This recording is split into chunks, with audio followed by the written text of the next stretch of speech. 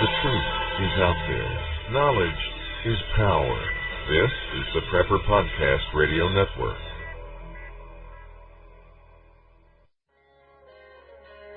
The new Be Prepared for Christmas package from Sun Ovens contains everything you need to harness the power of the sun for cooking, water, and dehydrating. The perfect gift for the preppers or outdoor enthusiast on your shopping list. A sun oven uses the sun's power to bake, boil, or steam food, heat water for purification or personal hygiene, or solar dehydrate. When you use the sun's power on sunny days, you preserve your fuel storage for rainy days. Sun-baked foods retain moisture, have less shrinkage, and do not burn. Sun-baked roasts are tastier and more succulent, and sun-baked bread has unparalleled taste and texture. The new Be Prepared for Christmas package lets you roast an 18-pound turkey. For the past 26 years, Sun Ovens has been proudly made in the U.S., are durable, and have a long life and come with a 100% satisfaction guarantee. Don't be fooled by cheap imitations. For a discount coupon, visit sunoven.com/podcast. That's sunoven.com/podcast. And with winter comes dangerous driving conditions. Get your vehicle ready for bad weather by getting it serviced as soon as possible. Prepare for emergencies by packing food, water, warm clothes, and weather-appropriate shoes or boots. Don't forget to check the spare to make sure it's usable. Stay informed on bad weather, dangerous driving events by visiting prepperpodcast.com. When Christmas comes, you don't want your family to stare at an empty chair. Are you sick and tired of having your First Amendment harassed or censored on Facebook? Use no more, as we now have a new alternative to Facebook. It's called Awareness Act. Awareness Act is a social network designed for patriots, to be used by patriots, and is ran by patriots. Stand up and help in the fight to protect your constitutional rights. Patriots can create pages, blogs, videos, documents, articles, and so much more. We even have a unique news feed system that allows you to share, read, or connect with any patriot on Awareness Act. We are a dedicated tool for patriots to use against the tyranny our Constitution is facing. So if you're tired of having your rights infringed upon, come check us out at www.awarenessact.com. Again, that is www.awarenessact.com, the social network for patriots, not potatoes. Whether you take me for the fool, I know that I can be. Whether you see me eye to eye. Have you ever wanted to generate your own supply of electrical power, even save money on your electric bill? If so, this is going to be the most important message you will ever hear. Solar power generators are now available. These emergency backup systems provide life-saving electrical power when you need it most. Unlike gas generators, a solar generator runs quietly, emits no fumes, and produces electricity from the sun. It's like having an electric power plant running quietly in your own home. Run sump pumps, shortwave radios, computers, and even keep your food from spoiling. Whether it's hurricanes, ice storms, brownouts, or blackouts, you'll never suffer through painful power outages again. And here's the best news, a remarkable fall truckload sale going on right now that gets you $1,700 in bonuses when you buy a solar generator. To find out why solar generators are the best generators and get $1,700 for doing so, go to falltruckloadsale.com. That's falltruckloadsale.com. Generate your own supply of electricity. Go to falltruckloadsale.com. That's falltruckloadsale.com. This is KPRN-DB, broadcasting worldwide from Southeast Oklahoma, USA, to parts unknown. Charlie McGrath here with an important message from Chris, Phil, Russ, Tyler, and the folks at PrepareWise.com. Do not wait until it's too late to be prepared for a disaster. The world's a crazy place. We have the ever-present threat of man-made political and economic crisis, making it important to be prepared. But when you factor in natural disasters, it goes from important to mandatory. A 7.7 earthquake in Canada, a 6.5 earthquake in Central America, and over 50 million Americans affected by Hurricane Sandy. It's time to make Legacy Premium freeze-dried storable food part of your preparedness plan. Legacy Premium tastes great, has a 25-year shelf life, and is the only certified non-GMO freeze-dried storable food in the business. I really recommend the 360-serving package. That's 120 days worth of life-sustaining calories for about $1.25 per serving. Give the guys over at PrepareWise a call at 888-545-6265. Again, 888-545-6265, or better yet, visit them online at preparewise.com. No one knows what the future holds, whether an unexpected natural disaster or a catastrophe of a more personal nature. You never know when you're going to need to call upon your survival skills and supplies. In order to be fully prepared, we at Dan's Depot believe you need two things in order to get through these uncertain times without fear: proven gear and top-notch survival training. DansDepot.com is not just another storefront selling survival gear. Our staff has been studying, practicing, and teaching survival skills for over 4 decades. We use and abuse all the gear we sell. So, when we recommend survival products, you can be assured that it's the highest quality gear available at the best price. But having the best gear means nothing if you don't know how to use it. That's why we have on-site video instructions to help you choose survival products for any situation. Each week, we produce new training videos and articles that inform, challenge, and better prepare you in all areas of survival, first aid, and self-reliance.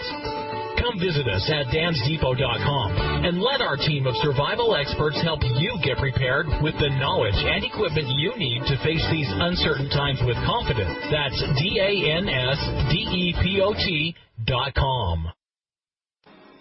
Silver has been in use as an effective antimicrobial for thousands of years, and this old technology is still in use today. In 2001, a patent was approved for a new medical silver application, nanocatalytic silver hydrosols. Unlike conventional colloidal silver products, some of the advantages of nano-silver include up to 300% greater bioavailability, proven non-toxicity in over 25 university and FDA-approved laboratory studies, and extreme stability with a shelf life of over 10 years. Guaranteed. With just one product, you can replace all the antibiotics, wound and burn dressings, and water purification products in your medical bug-out bag. These products have been patented for use against some of the deadliest pathogens known, many that are resistant to traditional antibiotics, yet are safe and gentle enough for treating a baby's diaper rash. To learn more about this medical silver breakthrough and see the published scientific studies, visit www.lifesilver.com. All orders ship within 24 hours with deep discounts and free shipping for case orders. That's www.lifesilver.com.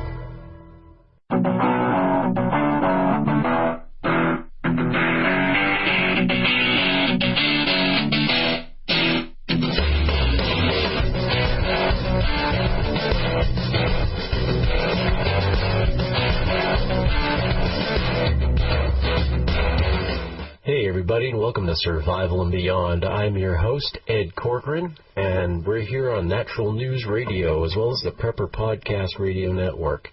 And boy, oh boy, folks, it's a sad day in America. You know, I'm still trying to figure out or sort through how I feel about all of this travesty. It's a Greek frickin' tragedy. Yeah, I mean, first of all, I had to deal with it on two different levels.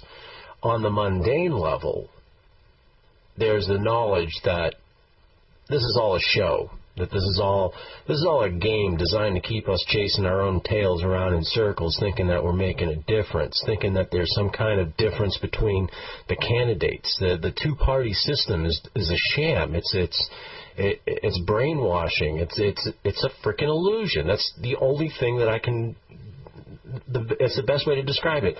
It's absolutely contrived. It's contrived and it's staged and it's rigged. Yes, it is rigged. You know, and even if it's not rigged, it's still, when you have the same controllers, which is the oligarchy, the banks, the corporations, that's who's in control of the country. That's who's in control of the elections. You know, we have Goldman Sachs backing both candidates. How can you lose? You're playing both ends against the middle. And you know what, folks? We're the middle. You know, this is an age-old tactic. This is an age-old ploy. This is how the Rothschilds stole Britain, you know, by deception and thievery. But I digress, and I don't want to digress. I don't want to go off on a tangent about that. You know, I want to keep on track. You know, trying to figure out, you know, how I feel about it, knowing that you know, it's all just a game. It's all just a show. You know, I mean, I was so ambivalent about it that I seriously considered not voting at all. Because it's like, well, what does it matter? You know, they're going to give us two choices that are two sides of the same coin, fundamentally identical in terms of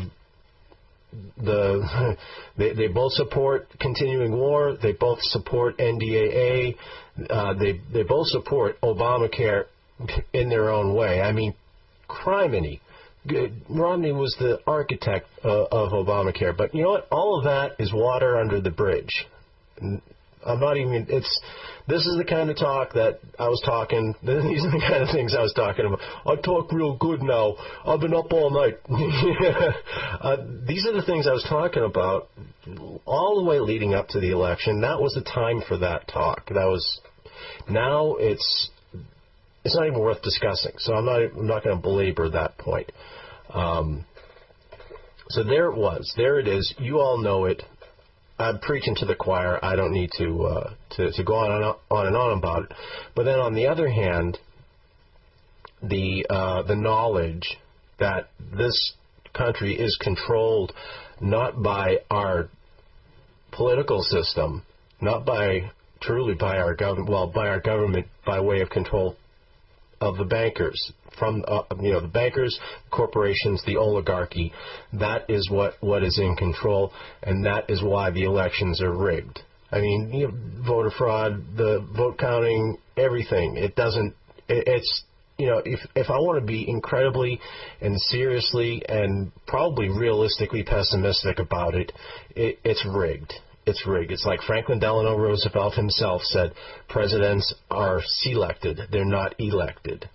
And, so then, you're like, oh, really, what's the point? And that's really why I was thinking about, why even bother? I'm just going to stay home. And, and I was busy all day, and I didn't really have time to focus a lot of thought on it. I mean, it was just like any other day. In fact, I almost, I kind of forgot about it. I mean, it would pop into my head. It's like, oh, yeah, that's right. It's election today. And so I went out and I voted. I decided to participate in the electoral process is a joke. It's a sham. That's the other component to it. So when it seems pointless anymore, sorry if you hear that noise. That's just the heat kicking in. It's winter times here on the mountain. But I apologize for that. Also, I'm having to use my old mic because there's a problem with my new mic, my nice, professional broadcasting mic that I was so happy about. I had to send it back. I'm still waiting for the replacement. But anyway, seriously don't want to digress into that direction. But so anyway, I apologize for the lower quality of the show. Not much I can do about it. So, knowing the fact that this country is controlled. It's controlled by forces greater than you can imagine. Forces greater than I can imagine.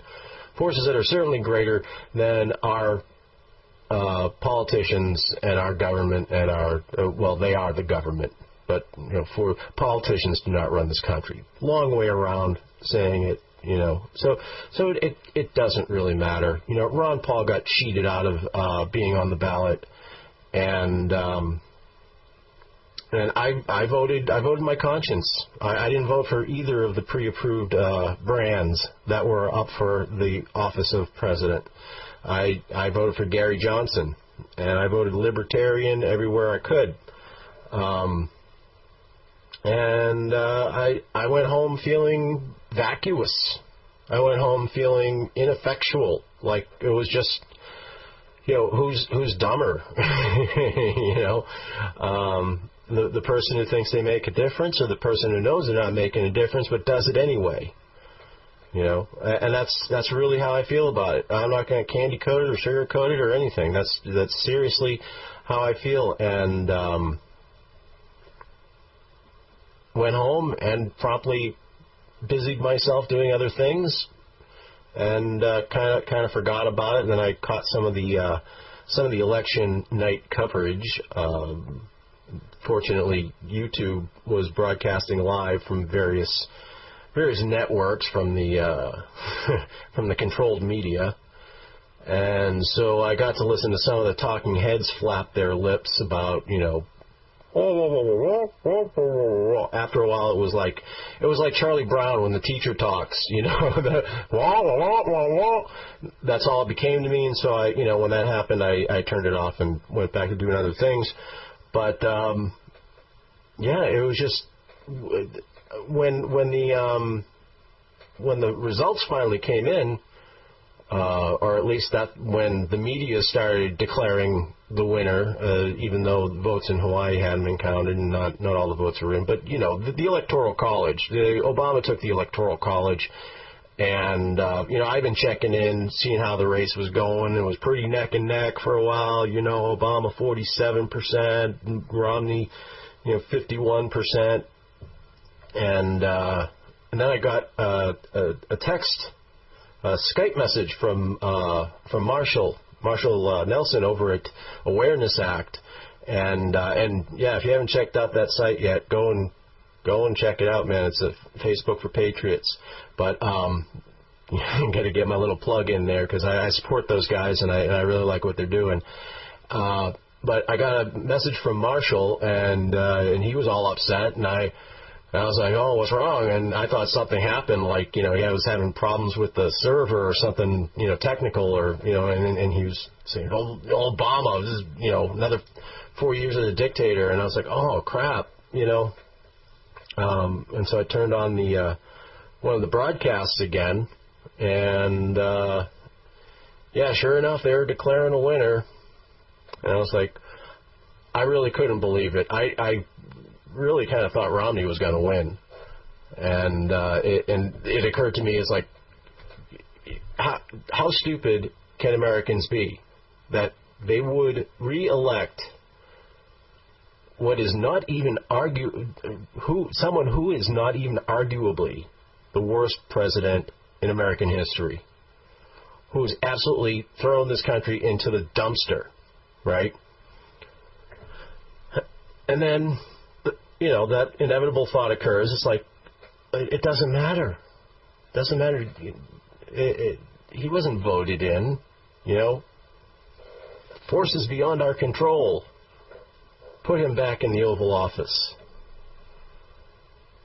And all the pundits were blaming Romney because, Romney never really let anybody get to know who he is. And, you know, and it's like, yeah, we all know who he was. He's a millionaire businessman, and he's anybody but Obama. And he supported the exact same things that Obama did. But anyway, see, even I'm catching myself running around in circles. You know, like, well, you know, arguing the similarities or pointing out the similarities between Obama and Romney and the whole thing as if it means something. It doesn't. It doesn't mean anything. None of it.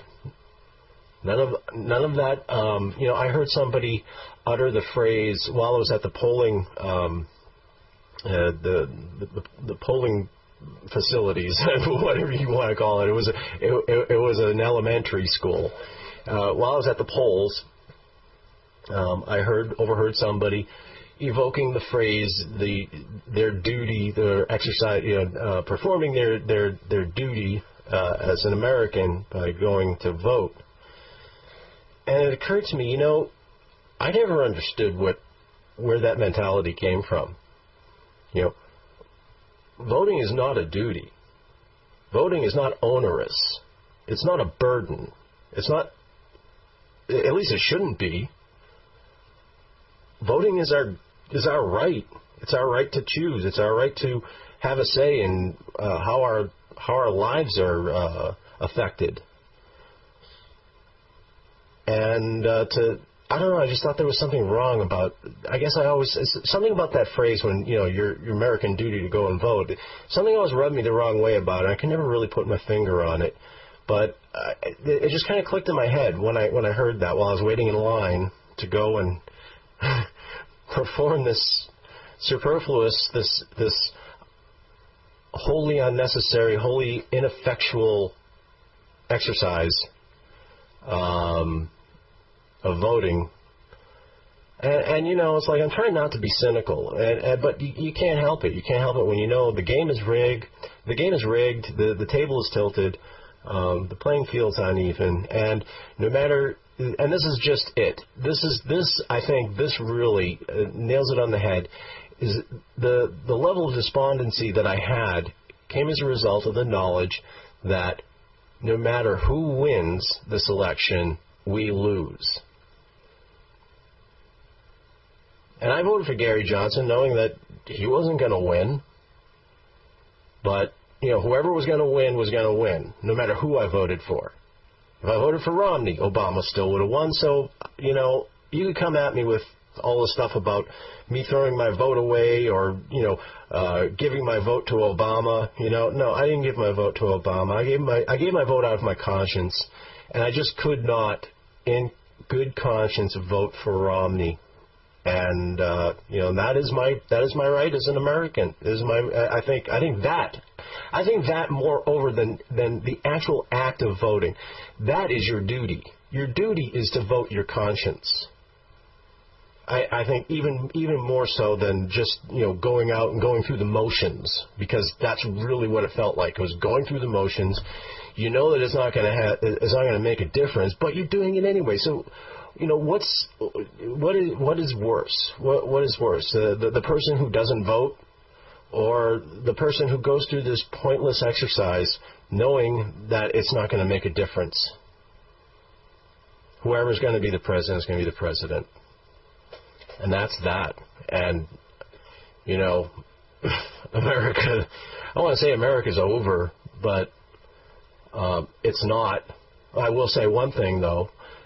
If you haven't started getting prepared yet, this is your last warning. Because if you thought Obama was bad when he had to worry about getting reelected, how bad do you think he's going to be now? And, we might see a third term. We might see, him pull a Roosevelt.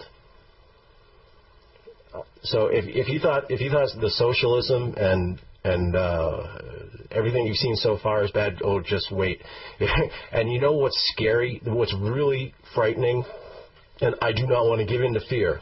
Like I said before, fear is a slow, dense vibration, and that is how we are controlled, is by fear. But the thing is, if Obama could pass the NDAA 2012 with indefinite detention for American citizens and the suspension of due process and basically the destruction of the Constitution, without anybody kicking up a fuss, without anybody getting apart from us, apart from patriots, apart from free individuals, apart from liberty-minded folks, defenders of liberty, apart from us folks, nobody seemed to notice, nobody seemed to care. To evoke the spirit of George Carlin. That's it. If that would fly, if drones, 30,000 drones flying, crisscrossing the skies of America, nobody's getting concerned about that. You think those things are bad? That's just a precursor of that's foreshadowing of what's to come. What do you think Obama meant when he leaned over to Putin and said, I'll be more flexible after the election, or after the election I'll have more flexibility?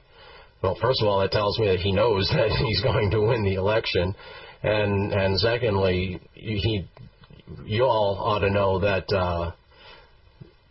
he's going to start putting things into high gear, and cap and trade, I fear, is going to be one of them. For those who are unfamiliar with cap and trade, this is a scheme that Obama came up with when he was a senator of Illinois, And you've probably heard it floating around. It's been a while since you heard it because it's gone through some transformations. It's been circling around in Congress in one iteration or one form or another for several years now, and it's the most recent incarnation of it has passed the Senate, and it's going into the House. And if it passes the House, Obama himself, and I've mentioned this before, mentioned this several times before in the show, said when he was a senator that his plan would necessarily make energy costs skyrocket. And, and I already covered the whole thing about, is it going to get to a point where folks are going to have to choose between food and electricity or food and heat? But that's what's coming, all under the guise of the phony environmentalism. But I'm not going to go off on a tangent about that. It's we're going to have to take a break. Actually, give out some sponsor love. They're the guys and girls who keep the show on the air, and appreciate it if you patronize my sponsors because they're great folks. But we'll be right back. No one knows what the future holds, whether an unexpected natural disaster or a catastrophe of a more personal nature. You never know when you're going to need to call upon your survival skills and supplies. In order to be fully prepared, we at Dan's Depot believe you need two things in order to get through these uncertain times without fear: proven gear and top-notch survival training. DansDepot.com is not just another storefront selling survival gear. Our staff has been studying, practicing, and teaching survival skills for over 4 decades. We use and abuse all the gear we sell. So, when we recommend survival products, you can be assured that it's the highest quality gear available at the best price. But having the best gear means nothing if you don't know how to use it. That's why we have on-site video instructions to help you choose survival products for any situation. Each week, we produce new training videos and articles that inform, challenge, and better prepare you in all areas of survival, first aid, and self-reliance. Come visit us at dansdepot.com and let our team of survival experts help you get prepared with the knowledge and equipment you need to face these uncertain times with confidence. That's DANSDEPOT.com. Hey guys, Charlie McGrath of WideAwakeNews.com here with a message about Legacy Premium Freeze-Dried Storable Food available at PrepareWise.com. I recently returned from the manufacturing facility, and I am here to tell you it was impressive. Over 50 employees working hard to produce and ship the highest quality, best tasting, certified GMO-free, freeze-dried storable food on the market. And now that I've been to the facility, I can tell you this. These guys, from receiving to production to shipping, are dedicated to one thing: quality. Do yourself, do your loved ones a favor. Be prepared for an uncertain future by having Legacy Premium Freeze-Dried Storable Food as your insurance policy to the unknown. Visit the folks at PrepareWise.com today. You can call them at 888-545-6265. That number again, 888-545-6265. Or visit them online at PrepareWise.com. Survival is not about the end of the world. It's not about a hypothetical plane crash or the latest violent storm. Survival is about the satisfaction of knowing you can take care of yourself and your family in any situation, anytime, anywhere. CampingSurvival.com was started in 1956. No, not the .com part, the survival part. CampingSurvival.com has over 17,000 urban, wilderness, and preparedness items.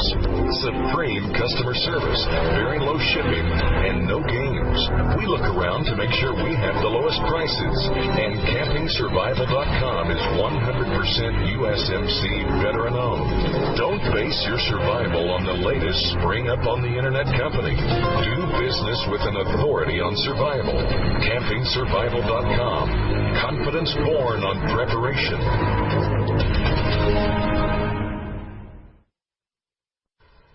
Okay, and we're back. And don't forget, you can get 5% off all of your purchases at CampingSurvival.com by entering the coupon code SBRadio. That's S as in survival, B as in beyond, and the word radio. That's all one word, no spaces, SB Radio. Go get your gear at CampingSurvival.com.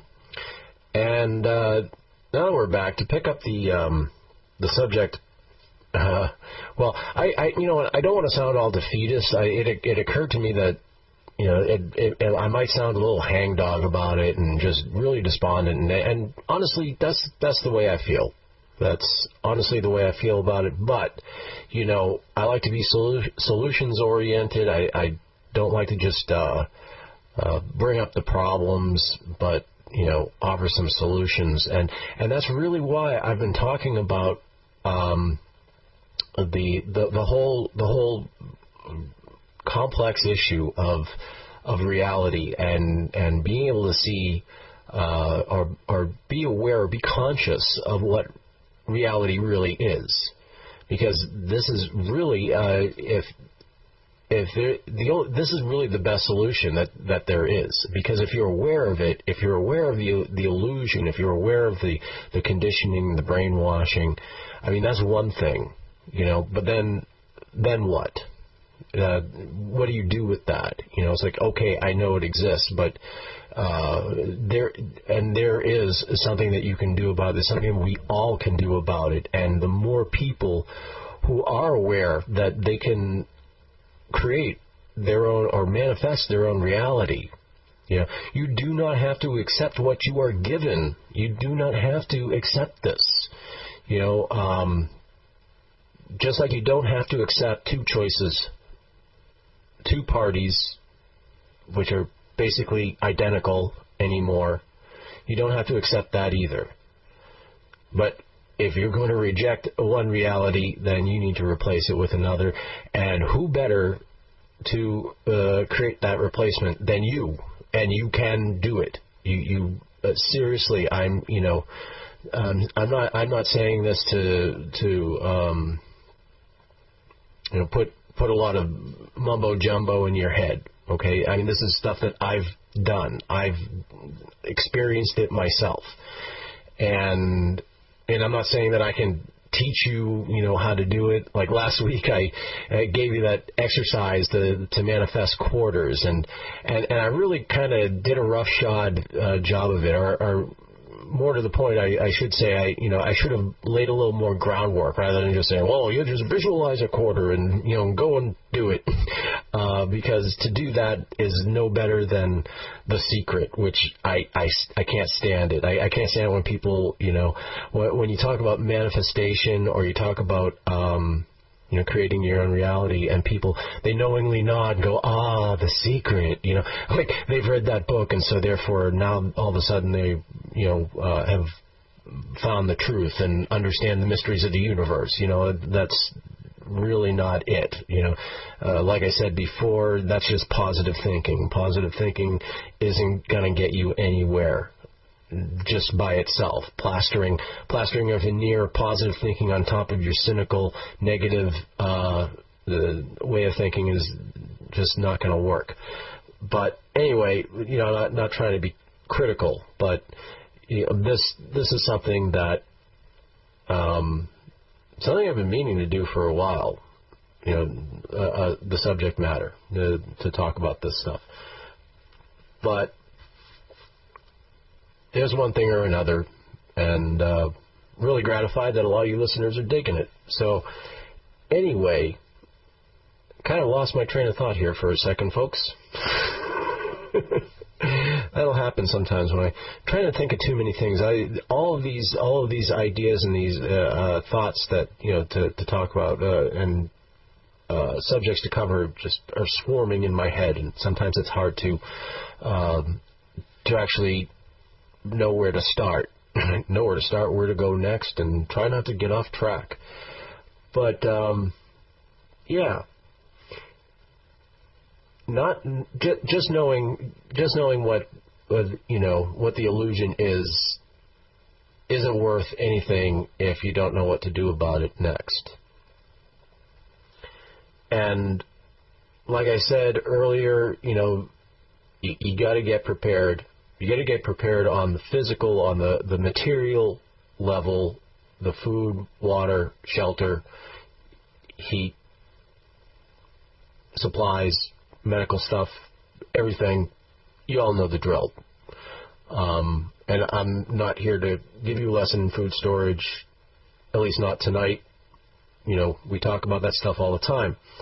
That, I think, is well situated. What's not well situated is how to mentally prepare yourself, and it really requires a whole paradigm shift in thinking. It really requires just completely, basically taking everything that you know, or everything that you think you know, and entertaining the fact that it might be wrong. Just about everything. Don't worry, you don't have to change much. You just have to change everything about you.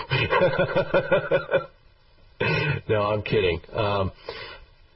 But, and that brings me to thinking. I was thinking about this earlier today. With all of the doom and gloom and all of the dire prognostications about 2012 and end of the world scenarios and extinction level events and Planet X and the Mayan calendar and all that other stuff, which I'm sure you folks know. If you've been listening to my show, you know that I do not subscribe to the whole Armageddon, end of days, doom and gloom rhetoric. But there's also the belief that the change, the end of the one era, it's more than just the Mayan calendar. It's more than just the end of the Mayan calendar, but we are transitioning into another age, into the age of Aquarius. I kind of cringe when I say that because it just sounds so New Agey, and I'm not a big New Age proponent. But yeah, there are changes happening, and people are noticing it, and on several different levels as well. I notice that people are waking up more, or there are more people who are awake, or at least that's my perception, because that's the world that I live in. I live in the world of patriots and conspiracy theorists and people who are seeking the truth. That is the world I occupy. That's where I habitate. And so that could just be my perception, but I don't think it's just that. I think that there, just on a personal level, not just doing the show and the circles that I orbit, online or in the survival and preparedness community, but just in my own personal life. When I talk to people, when I talk to strangers, when I bring up certain subjects, I get a lot more agreement from people, and a lot more people who who already know what I'm talking about. And I don't have to feel like I don't have to feel awkward, like I got to be careful I don't sound like a conspiracy theorist, or have to defend something that's, well, basically, I don't want to get in arguments with people. I really have no interest in arguing with people. If people want to tell me, oh, you're crazy, you're full, I just say, yeah, you know what, you might be right. And I just leave it at that and walk away, because it's not worth getting into a heated debate about. It's not worth investing your emotions, and it's not worth getting angry about. And so I just leave those people alone. But I do not really encounter that too much. I for the most part, I talk to some stranger at the gas station and strike up a conversation about the New World Order and about how the banks and corporations are really in control of the country, and people are like, yeah, they know it. I don't have to convince them of anything. So I think really by and large, a lot of people are waking up. A lot of people are starting to realize, but there are different levels to it. There's it's one thing to know that the elections are kind of a joke and everything like that. And a lot of people, that's all they think. They think it's just a joke, but they don't think that there's anything. There's no control behind the scenes. There's no hidden hand that's manipulating the events in this country and manipulating our politics and government. That is a little too far, bridge too far for them, to go. But they will admit that it's largely an illusion, and we're all playing a game here. So it's it's gratifying. Sorry, yes, I did. I started drawing a blank there and going off on a tangent again. Well, that's what I do. That's one of my trademarks, I guess. Yeah. So there are more people waking up, and I think more than just on that level. I think people are waking up on a spiritual level. I think people are waking up on a vibrational level, becoming aware of those things as well. And, I was watching a video with a fellow named John Hagelin, and I think that's the way you pronounce his name. And he's a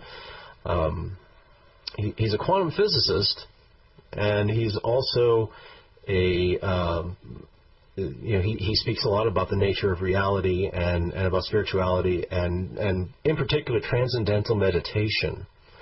So, he's on both sides of that whole thing, and I think a lot of quantum physicists are. I think a lot of quantum physicists are. I mean, how can you not be drawn into once you know these things, you can't unknow them. Once you know that reality is really just a wave. There is nothing solid. There is nothing material until it's perceived that way.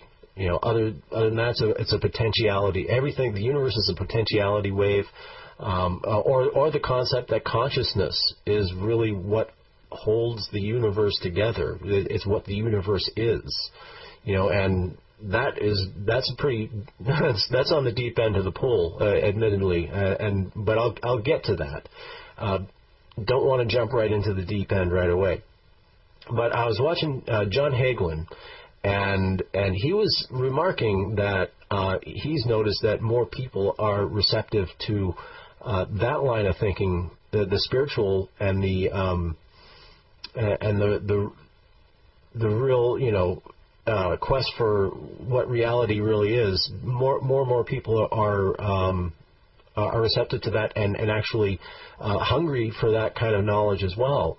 And he teaches transcendental meditation. He teaches people. He goes to prisons and teaches prisoners TM and schools and disabled people and whatnot. And he said he's finding not only are there more people who are hit to this, who are accepting of it, but there are more people who people are taking to it faster.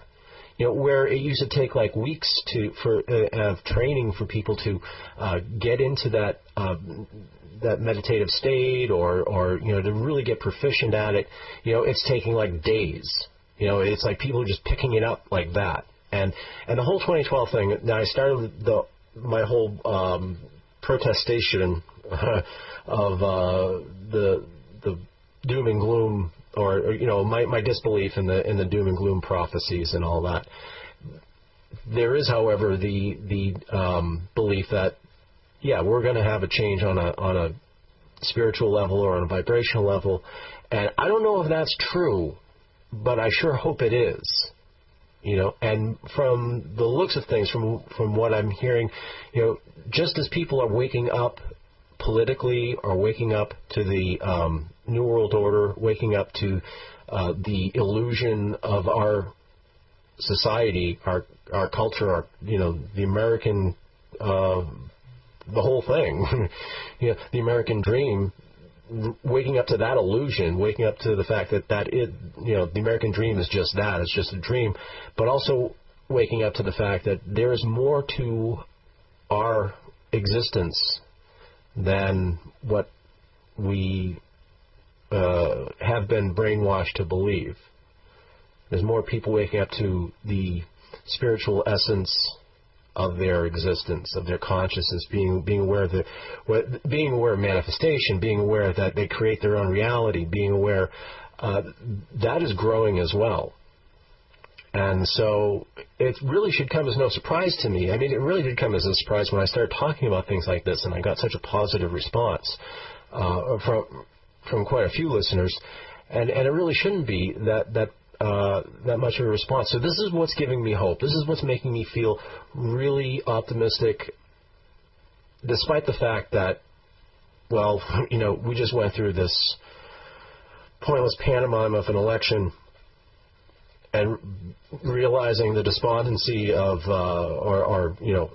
going through the despondency of realizing that, it's all an illusion. But this is what gives me hope. On the other hand, more and more people are, I think, reaching a point where they're becoming enlightened, and people are really starting to think and starting to feel their power. I hope that people are starting to feel their power, because, I'm not saying that I've conquered it, like I'm the master of my reality, but I do know that I can affect it. And I do have, I've had experiences all my life where I've deliberately put that into practice, and little by little along the way I picked up things here and there.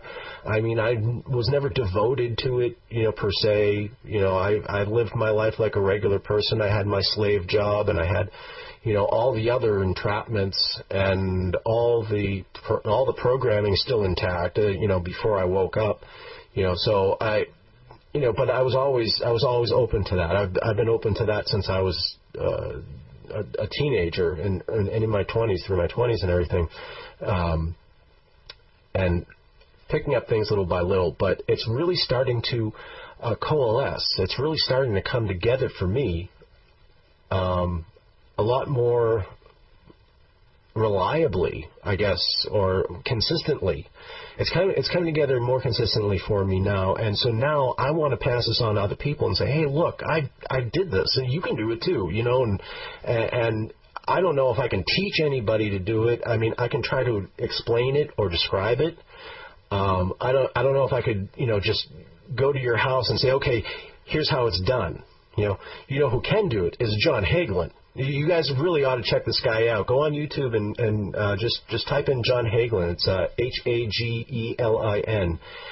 This guy can. And the first time I saw him speak, he was on one of those, History Channel type shows where they were had various people from realms of quantum physics and also spiritual teachers and whatnot.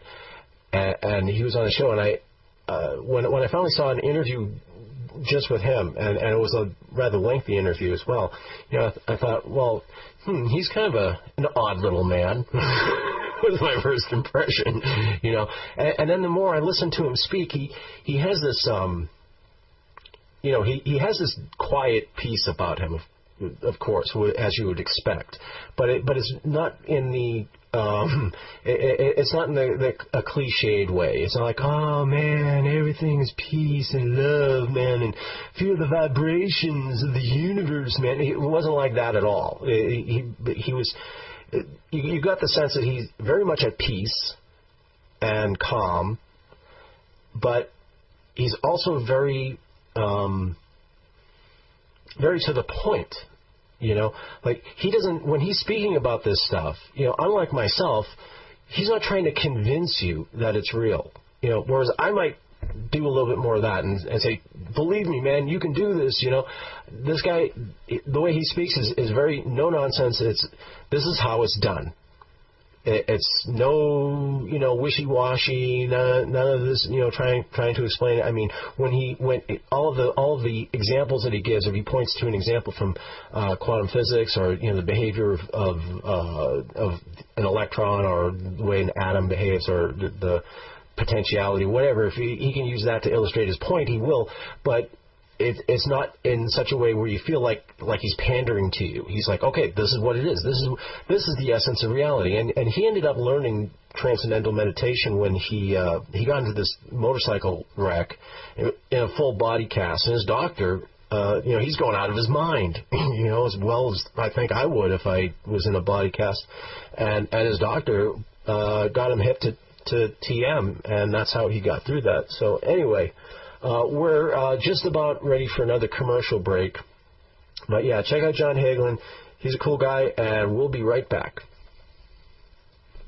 No one knows what the future holds, whether an unexpected natural disaster or a catastrophe of a more personal nature. You never know when you're going to need to call upon your survival skills and supplies.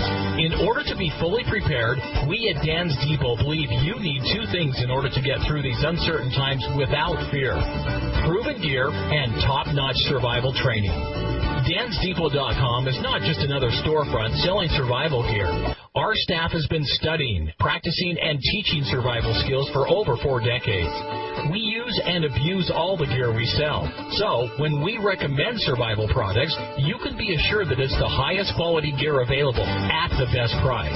But having the best gear means nothing if you don't know how to use it. That's why we have on-site video instructions to help you choose survival products for any situation. Each week, we produce new training videos and articles that inform, challenge, and better prepare you in all areas of survival, first aid, and self-reliance. Come visit us at dansdepot.com and let our team of survival experts help you get prepared with the knowledge and equipment you need to face these uncertain times with confidence. That's DANSDEPOT.com. Silver has been in use as an effective antimicrobial for thousands of years, and this old technology is still in use today. In 2001, a patent was approved for a new medical silver application, nanocatalytic silver hydrosols. Unlike conventional colloidal silver products, some of the advantages of nano-silver include up to 300% greater bioavailability, proven non-toxicity in over 25 university and FDA-approved laboratory studies, and extreme stability with a shelf life of over 10 years. Guarantee. With just one product, you can replace all the antibiotics, wound and burn dressings, and water purification products in your medical bug-out bag. These products have been patented for use against some of the deadliest pathogens known, many that are resistant to traditional antibiotics, yet are safe and gentle enough for treating a baby's diaper rash. To learn more about this medical silver breakthrough and see the published scientific studies, visit www.lifesilver.com. All orders ship within 24 hours with deep discounts and free shipping for case orders. That's www.lifesilver.com. Charlie McGrath here with an important message from Chris, Phil, Russ, Tyler, and the folks at preparewise.com. Do not wait until it's too late to be prepared for a disaster. The world's a crazy place. We have the ever-present threat of man-made political and economic crisis, making it important to be prepared. But when you factor in natural disasters, it goes from important to mandatory. A 7.7 earthquake in Canada, a 6.5 earthquake in Central America, and over 50 million Americans affected by Hurricane Sandy. It's time to make Legacy Premium freeze-dried storable food part of your preparedness plan. Legacy Premium tastes great, has a 25-year shelf life, and is the only certified non-GMO freeze-dried storable food in the business. I really recommend the 360-serving package. That's 120 days worth of life-sustaining calories for about $1.25 per serving. Give the guys over at PrepareWise a call at 888-545-6265. Again, 888-545-6265, or better yet, visit them online at preparewise.com. Okay, and we're back. And to get back to reel this whole thing back in, get back to what I was talking about before the break, and the point I was trying to make. Although the initial point that I brought up was the whole exercise with the quarters and manifesting of quarters. And I got an email from one of our listeners, Shelley, kind of calling me out on the fact that I was proposing to manifest quarters to my listening audience because of something that I say. Well, something that I say all the time, and something I talk about on the show all the time, is the fact that money doesn't exist. Money is an illusion. Money, it has absolutely no value whatsoever. And one particular show, and she is a regular listener. She heard the show a while back when I was talking about manifestation and about, well, you know, the reason why.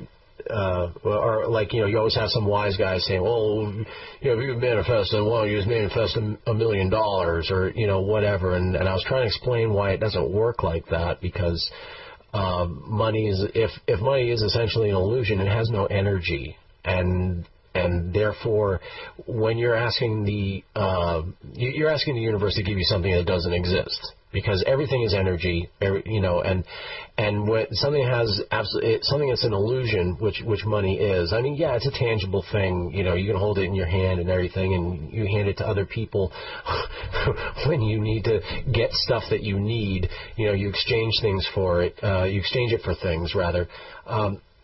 Yeah, it is. But that's all it is. It just functions on anyway, I'm going to really easily get trapped down going down that rabbit hole, right? But I'm gonna put the brakes on that right now. The point is, if that's the way I feel about money, or that's the way I express money in terms of manifestation, then why would I ask people to manifest quarters?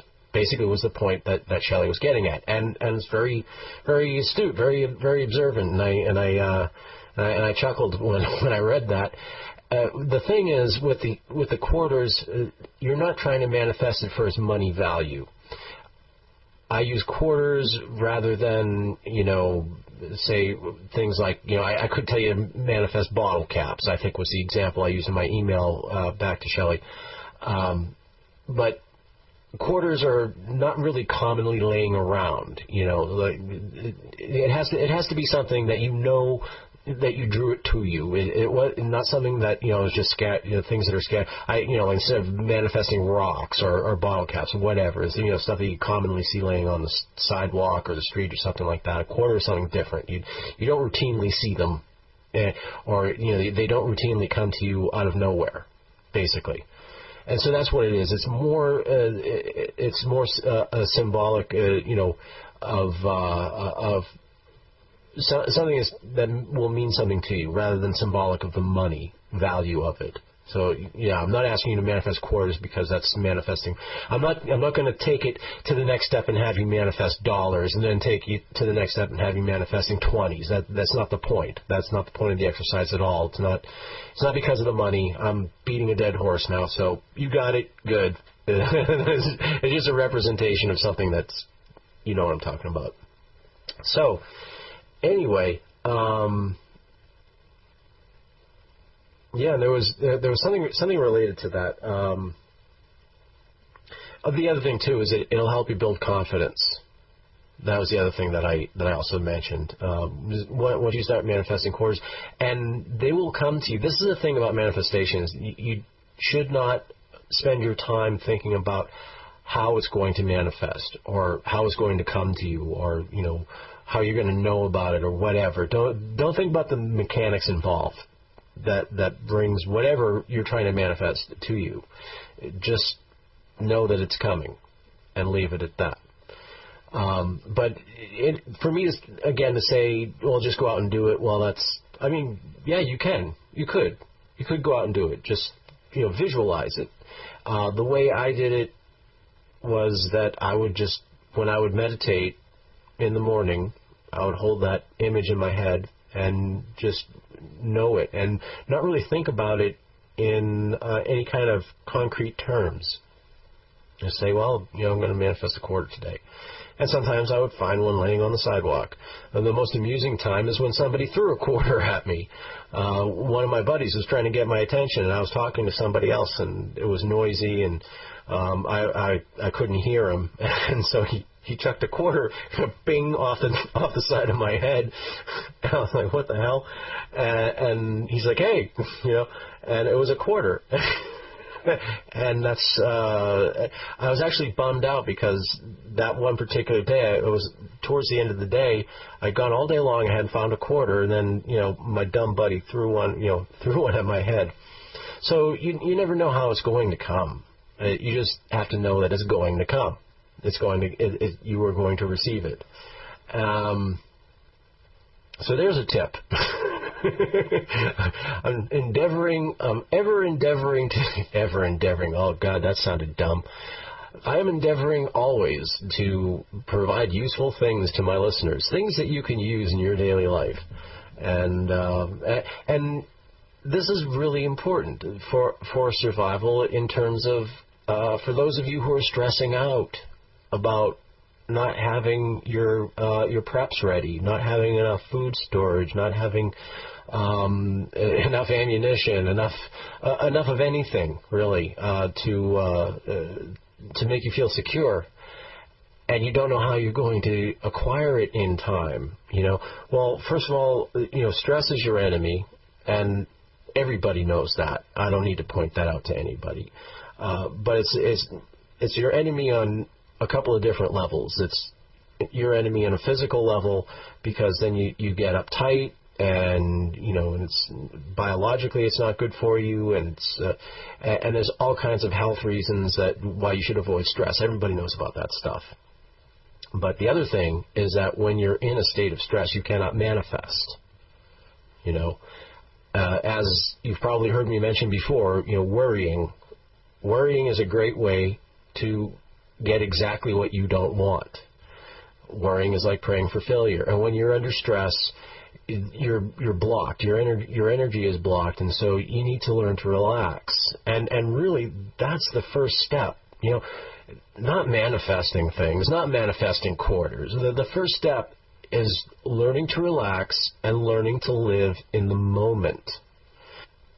That's where the power is. That's where the magic happens. It doesn't happen in the past, and it doesn't happen in the future. They say that, if you're depressed, you're living in the past, and if you're worried, then you're living in the future. And if you're spending too much time in either of those places, in either of those emotional states, then you're not going to create anything good. You're not going to manifest nothing or, affect your reality. You need to stay in the moment. And every spiritual school of thought, every religion has taught that. That's what Christ taught, and Buddha, and hell, even the Jedi. Part of the discipline is living in the moment, and that's the only place that exists in time. And oh boy, I wanted to get into this thing about time as well. Does anybody ever get the feeling that time is moving faster? That somehow is dilating, or if not dilating, but compressing? There's a lot of different theories for that, but I don't want to get too wrapped up in that just yet, because that's more of an exercise in thought and more on the speculative. More of an exercise in speculation than anything useful. And I want to give you something useful. I want to kind of lay down some of the groundwork about manifestation, and it starts with living in the moment and not falling victim to stress or worry. And you say, oh, easy for you to say, it's like, yeah, everybody's got the things in their life that stress them out and everything, but you don't have to accept that. You don't have to live with that. You can sidestep it altogether. Well, let me tell you a story. Patience also plays into it as well, and patience has it's a much bigger piece of the pie than you probably think, because if you can adapt a more patient mindset, that in itself alleviates a lot of stress. Because not everything is going to happen when you want it to. When you're manifesting, people want things right away. We live in such a society of instant gratification, and a culture, I should say, of instant gratification, that when people try things like manipulating their reality and manifesting, and it doesn't happen right away, then they go, damn it, this doesn't work. This is bunk. This is baloney. Patience, and this is leading to the story that I was just going to tell you, that I just mentioned, and this having to do with patience. When I first moved to Flagstaff, Arizona, I was like Joel Fleischman from the show. Have you ever seen the show Northern Exposure? I was like, I wasn't from New York City. I wasn't, from a big city or anything like that, but I was very impatient and very fast-paced, or a lot faster paced than what life was in Flagstaff. This cool little mountain town. And when I first moved out there, I went to the J.C. Penney, I think it was, to buy some sheets and blankets and towels and other domestic necessities. And I was standing in line. There were about 3 or 4 other people in line ahead of me. And the woman behind the register, she was, I wouldn't say elderly, but she was an older woman, and she was just chatting it up with the customers and being friendly. And, they weren't, she was just being gregarious. She was just being nice. She was being just a nice person, and talking to people, and taking her time. And people were enjoying life.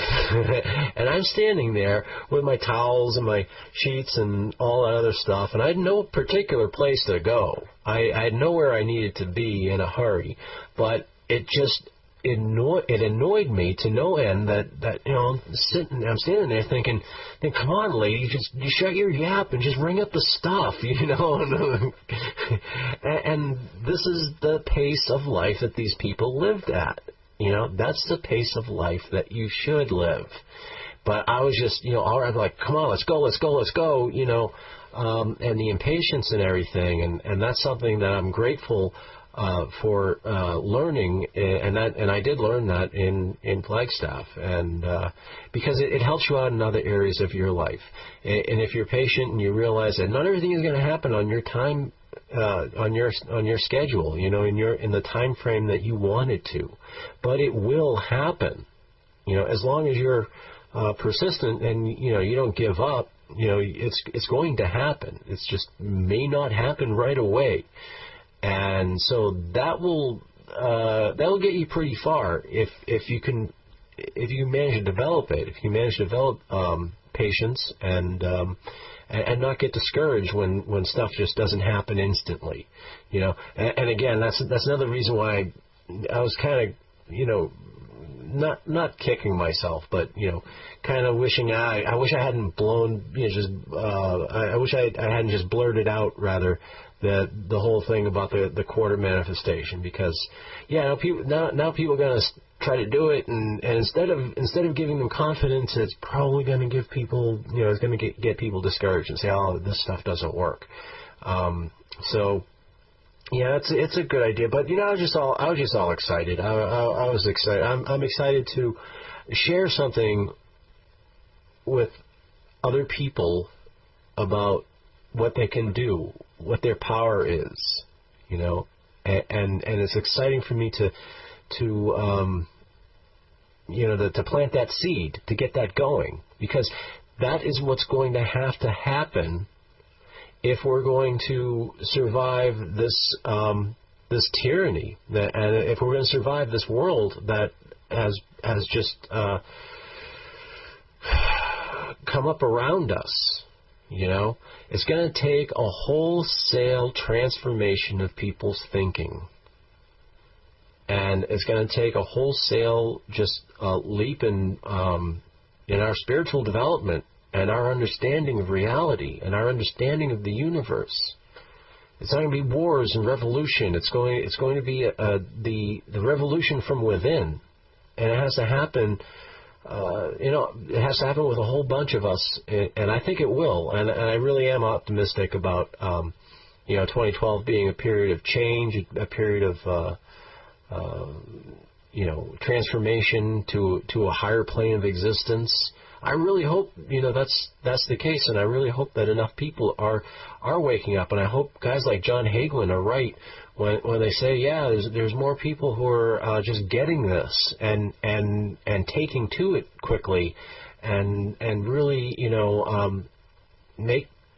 finding their power, and to continue on with all right, we have all right, learn to relax, learn to be patient, all right, easy things to say, right, and live in the moment, easy things to say. Yeah, I know. I don't know any other way of explaining it.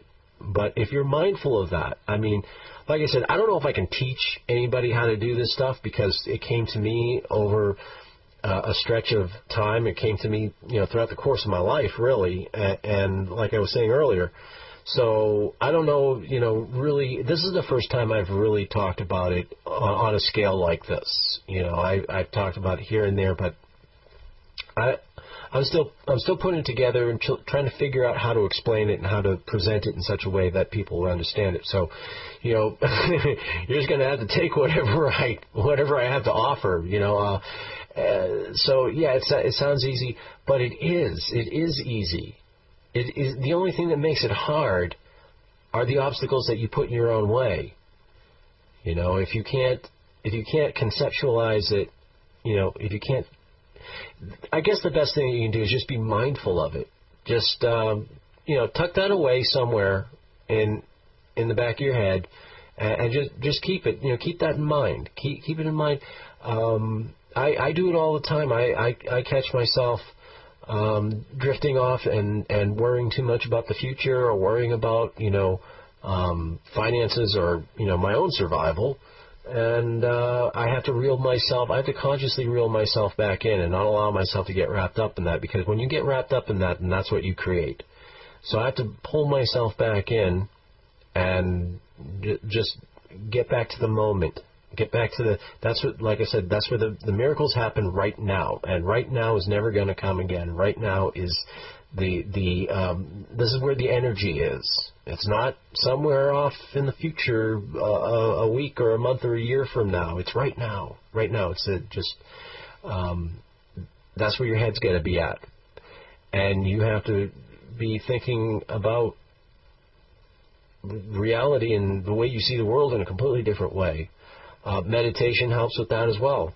And getting yourself into that kind of brainwave rhythm. That, again, another vibration. I was reminded of a quote by Tesla, where he said, if you want to understand the universe, start thinking about vibration, frequency, and energy. Because that is what the universe is made of. And energy, vibration, frequency, we live in an electric world. We live with energy all around us. We live in, an electric universe, which brings me to this other theory that I think is pretty interesting. I actually mentioned it in the interview that's coming up with the folks from Flareaware, George and Brooksie Plymale. And Walt Thornhill has been causing a great deal of controversy in the quantum physics, or the astrophysics, quantum physics, in the physics academia, over his theory of the electric universe. And this really ties into with a lot of stuff that Tesla was talking about back at the turn of the 20th century. And his contention is basically everything that we know about the universe is wrong.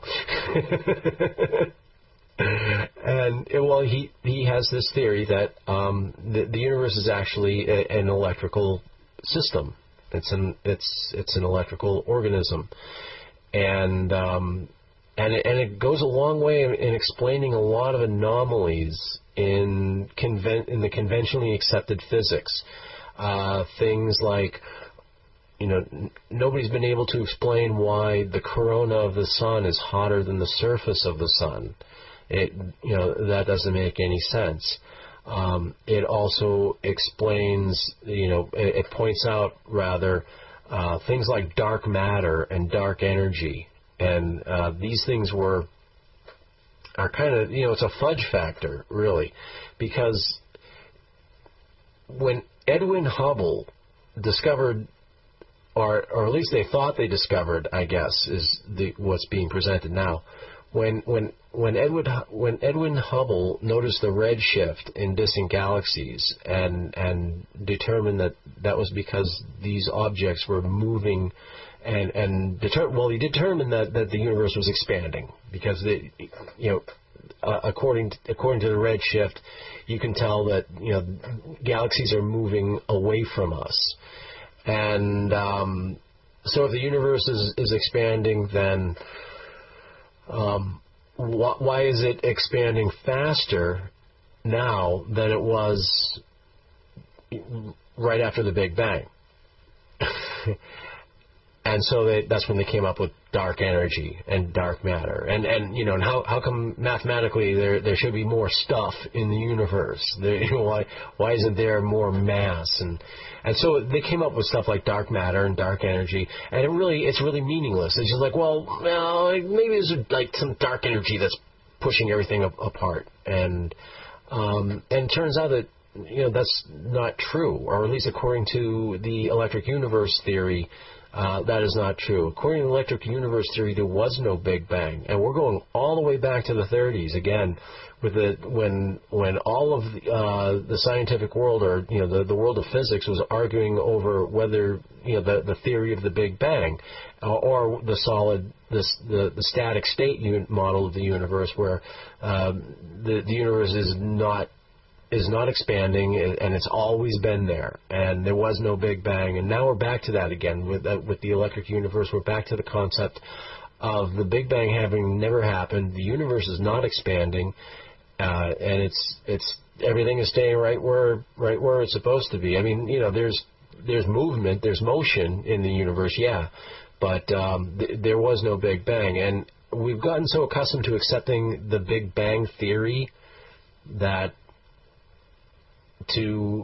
even after even after less than a century, to suggest otherwise is like scientific sacrilege, and it owes more to the fact that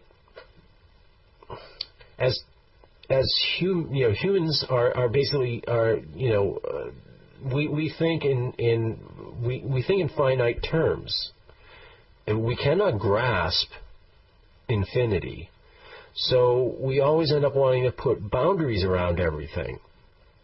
And we also, because we experience time in a linear fashion, and everything has a beginning and a middle and an end. I mean, yeah, we love origin stories. We have to find the origin of everything. We can't imagine something that does not have a starting point, because of the way that we experience reality, because of the way that we experience our existence the way we experience things in this plane of existence, where something has to have a beginning and something has to have an ending, and we cannot conceptualize. So we have to create things like the Big Bang to make us feel comfortable. Because we can't imagine anything else. So anyway, that's an interesting theory, and it really explains a lot of anomalies and paradoxes, and points out a lot of the fudge that there is in science. Science is not absolute. Science is nothing but the art of observation. And that's all science is observing, taking notes, conducting experiments, seeing if you can alter. That's all science is. It's not irrefutable truth, science. However, science does explain a lot of things. And, I don't want to throw the baby out with the bathwater. But anyway, I guess that's about as much...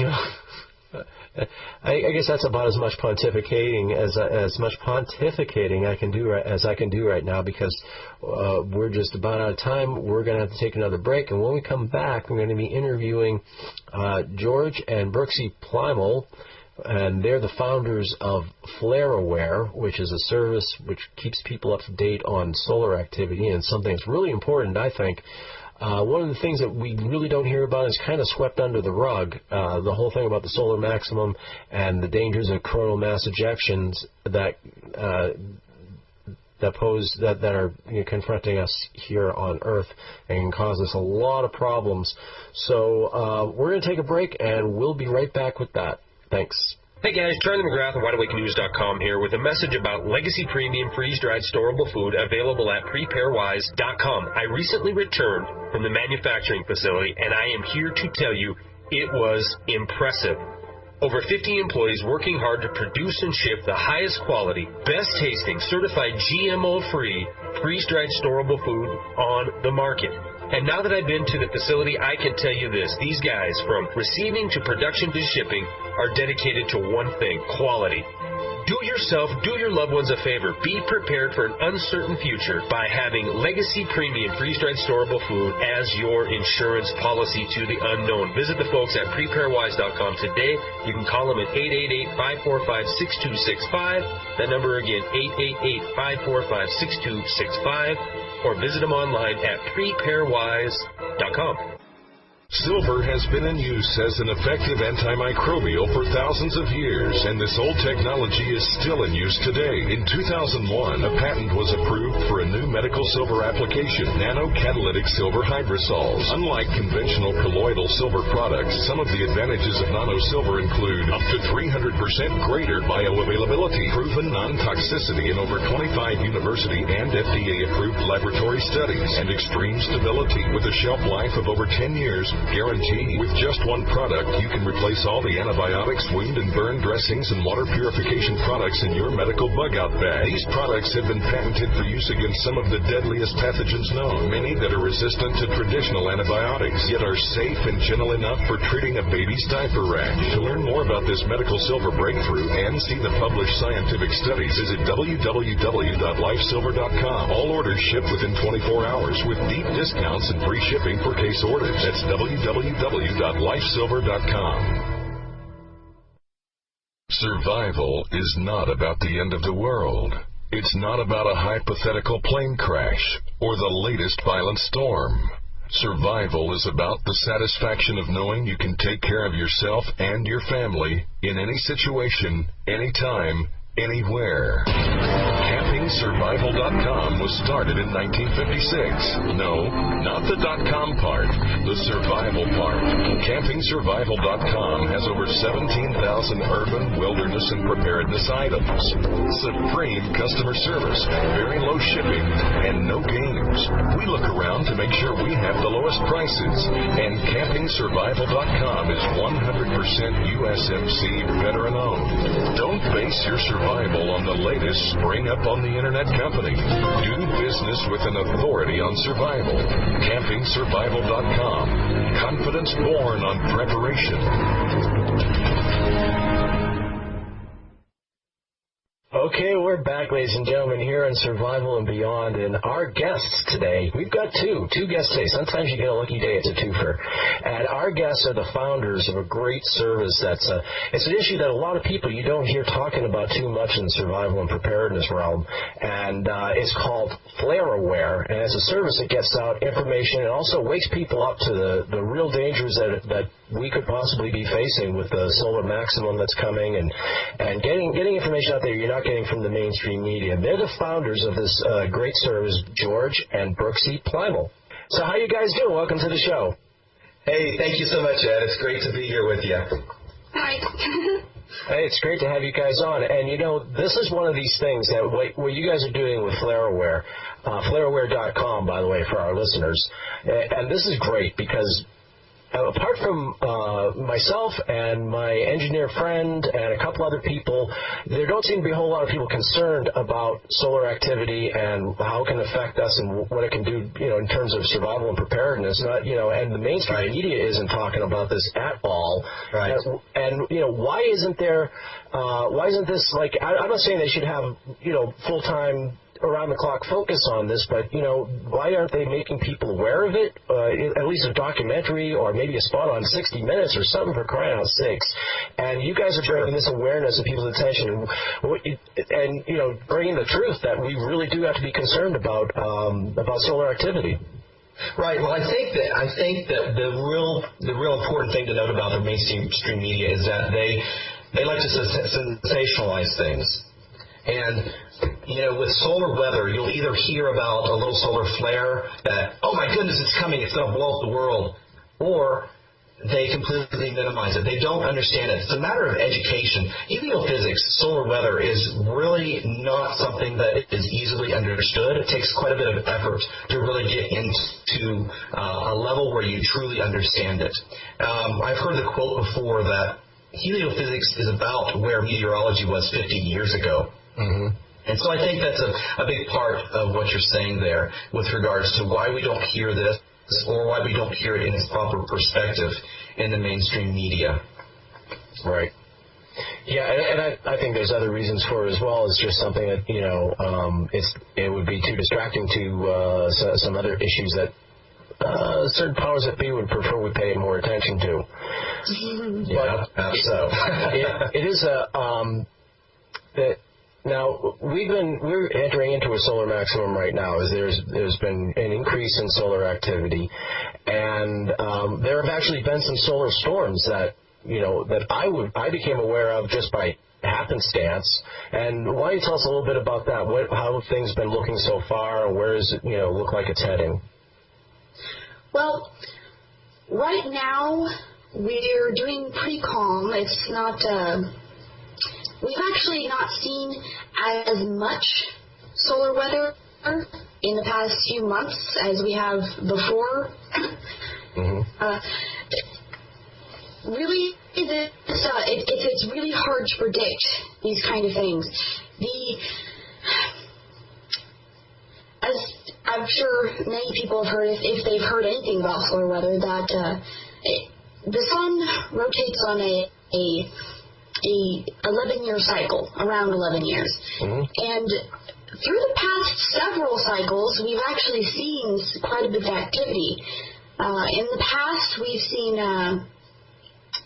several very strong geomagnetic storms, but they really haven't been as effective as they honestly could be, especially nowadays. I mean, one of the real thing about the storms that can happen is that they mostly affect our technology, and we have more of that than we ever have had.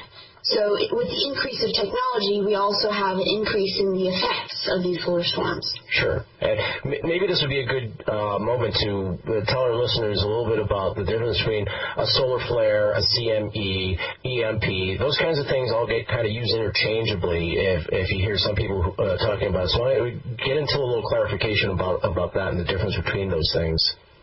Right. Well, the solar flares and CMEs are often used interchangeably a lot, especially by the mainstream media if they say anything about them at all.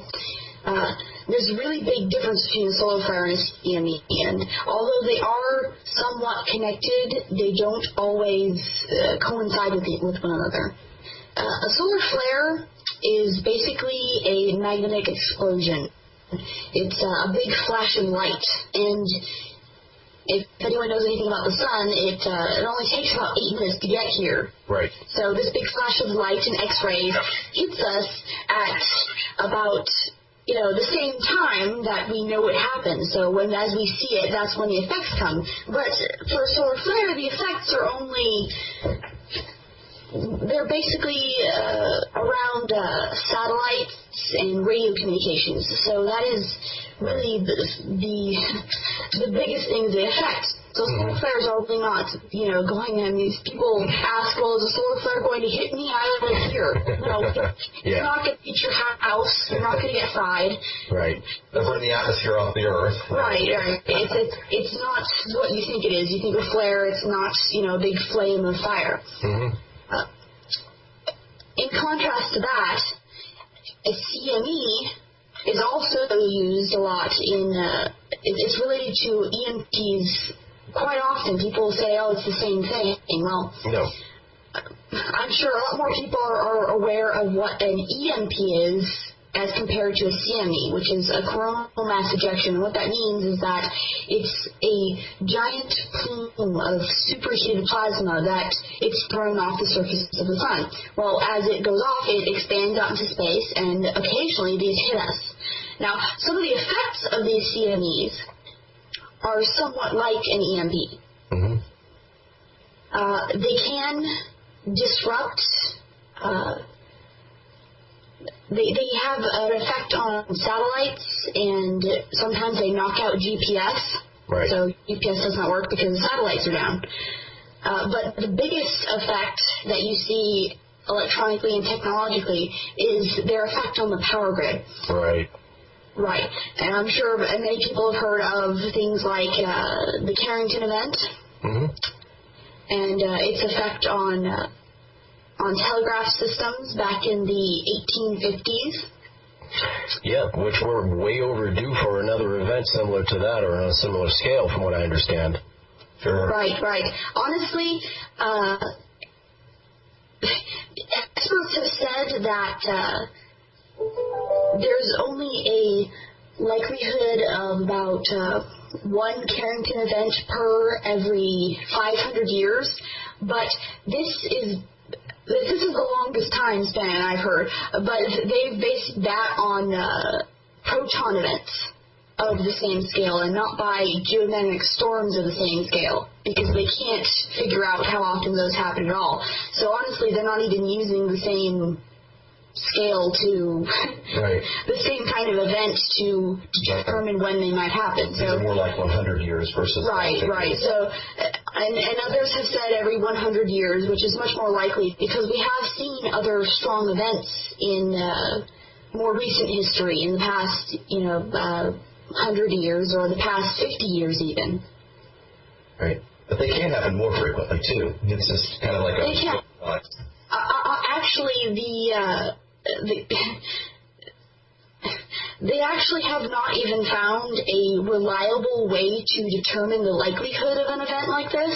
So they haven't even found an analysis that can justify preparing for storms like these by hardening our electrical systems and preparing for them, because they just can't justify spending the money on that. So they've actually spent a lot more money on things that they deem more likely because they can figure out how much more likely, like ice storms. Yeah, so we're looking at a grid that is exceedingly susceptible to these effects. Yeah, and this is a case in terms of like hardening our electrical grid that's being left up to industry to regulate themselves. The government claims that industry is responsible for maintaining the power grid and having, hardening it and backing it up and all that, and industry claims that the government should do it, and so they basically said, well, we'll let you guys determine whether or not the work needs to be done on the grid to safeguard it, and since industry was put in the bill, they said, our grid's just fine. Right. Well, actually, some industries, some grid systems have updated their stuff, but unfortunately, they wait until after the fact. Yeah. Like, for example, in March of 1989, this is one of a more recent event happened about 130 years after the Carrington event. It was probably the most notable one after the Carrington event, the most, from the time span of the Carrington event till it. They had some big problems. Their whole system went down in about, I think it was, less than 90 seconds. Yeah. Grid dropped out for about 9 hours. It nearly cascaded down the entire eastern seaboard. Yes, they had geomagnetic storms that were so strong that if it had happened only 4 hours after the fact, this happened about 2:40 in the morning. If it had happened only 2 hours later, the whole eastern seaboard would have gone down because they were in peak hours. And the problem with GICs, or geomagnetically induced currents caused by these storms and these CMEs that hit us, they would have been overloaded by power, and this actually damaged the equipment irreparably. Sure. Tech was footed with a $6 billion bill to repair these systems, and after the fact, they spent about $1.5 billion trying to harden their systems so that it wouldn't happen again. But, in March, it's pretty cold, and for 9 hours, these people were left without electricity. Yeah. And a lot of people don't understand what that really means to go without your power. I say it all the time. It's like people think that, you just have to read by candlelight for a while, or and that would be that. But I mean, to lose the grid for any length of time, and if it did go down as a result of a coronal mass ejection related EMP event, it would take quite a bit of time for that grid to come up. To be set back up again, and there's all kinds of things involved in that. I don't want to belabor that point too much, but that is one of the reasons why I got into survivalism in the first place, was because of the thought of the grid collapsing and not coming back for several years, possibly, most likely, actually. Well, sometimes, you think about it, and you don't realize, you think about yourself in preparedness. You think, okay, I'm okay, I can survive this. I'll be okay. But what about people in nursing homes? What about children? What about elderly folks? What about your neighbors, other people? I mean, there's a lot of ramifications that most of us fail to think of. Yeah. Yeah, and without a grid, I mean, it's going to have a domino effect. You know, that means no more food deliveries, no more fuel production, no more, you know, everything. And it takes electricity, it takes power to get the power grid back on. You know, it's like that. Even if we had all of the backups and the replacement transformers and whatnot and everything, just to diagnose the grid, you know, try doing that without any electricity. You know, it's like water facilities can't restart without electric. I mean, you've got dependency upon dependency. Mm-hmm. Yeah. Right, and one of the interesting things about this particular storm in Quebec was that the power stations around this power station that went down were providing them emergency assistance. And if this had happened only a couple hours later, they would have been down too. Mm-hmm. So that 9 hours could have easily been longer. And there was a transformer, cost about $10 million. It was melted. Mm-hmm. It took them about 6 weeks to replace it, and during that time frame, they had no electricity there. A place in New Jersey in March. It's kind of cold there. Yeah, and you know, one thing that really is like the final trump card, and this is something a friend of mine, like I mentioned before, my engineer friend from MIT, Matt Stein, wrote this article that really put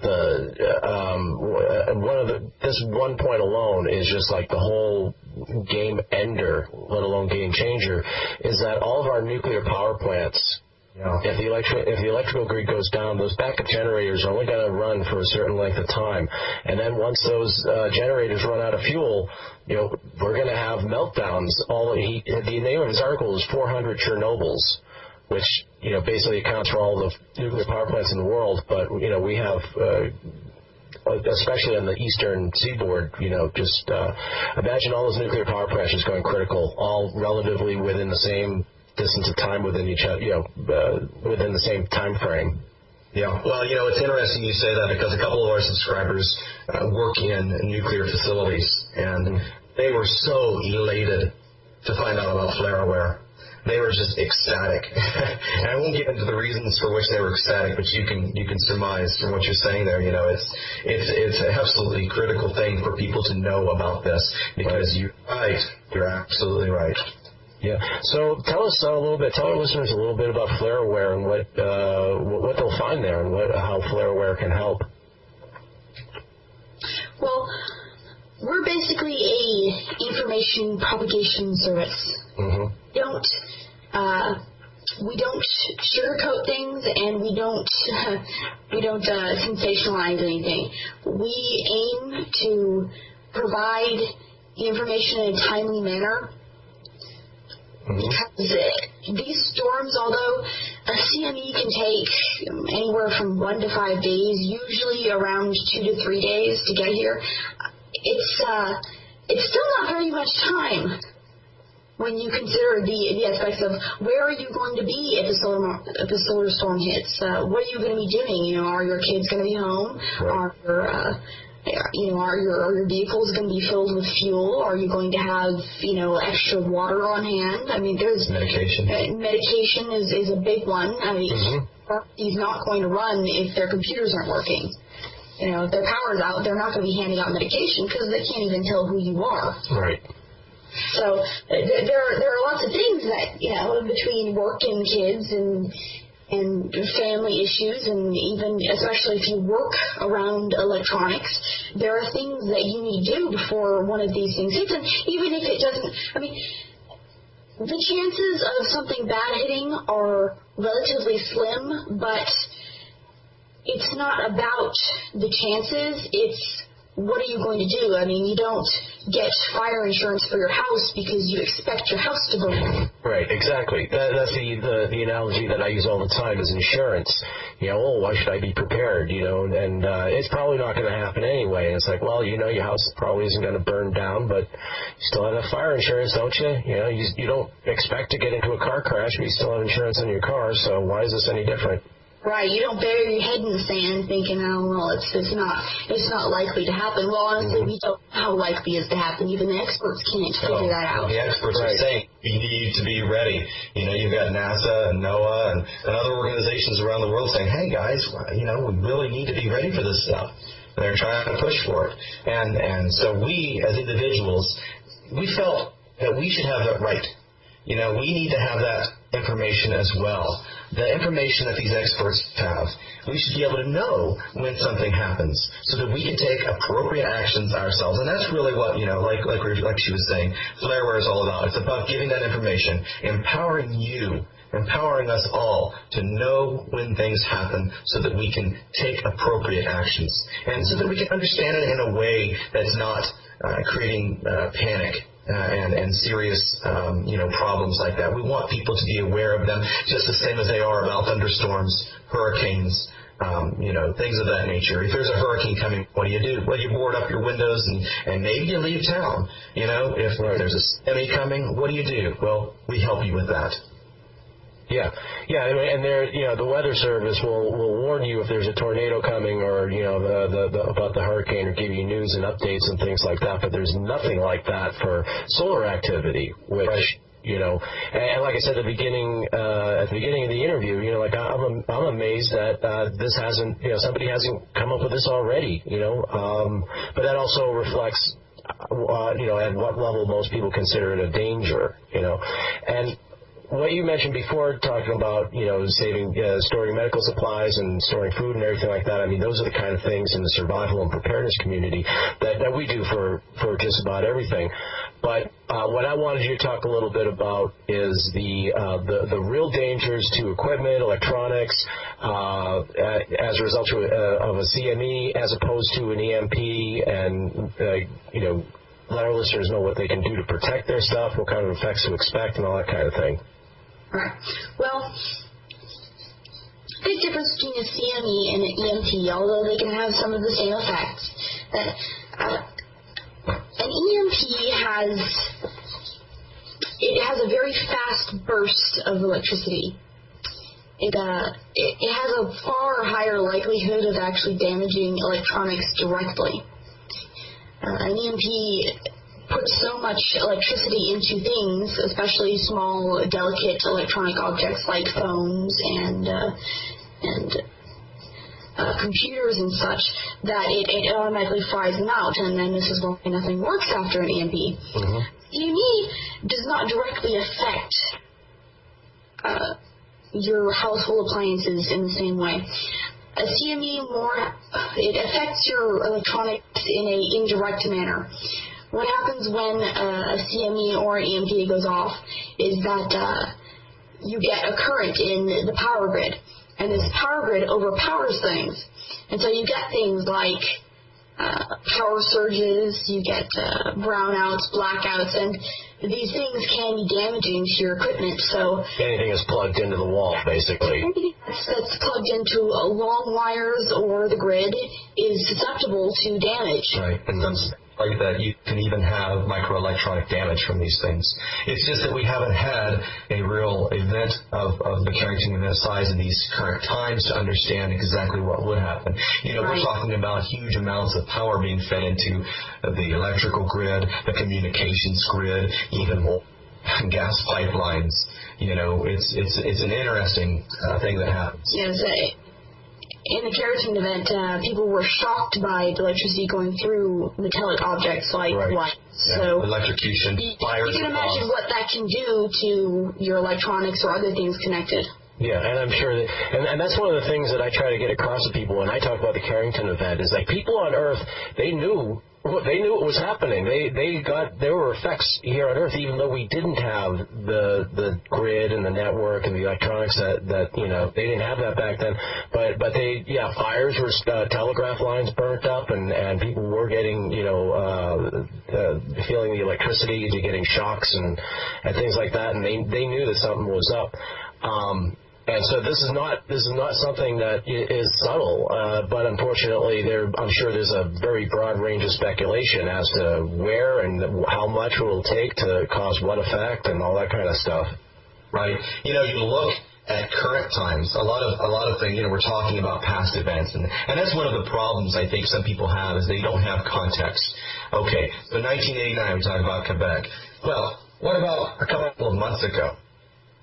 Just a couple of months ago in July 23rd, the fastest CME ever observed by the stereo satellites. These are two satellites that sit in geosynchronous orbit out, basically the same orbit that Earth is in, out on opposite sides of the sun. And it's sitting there watching this output from the sun.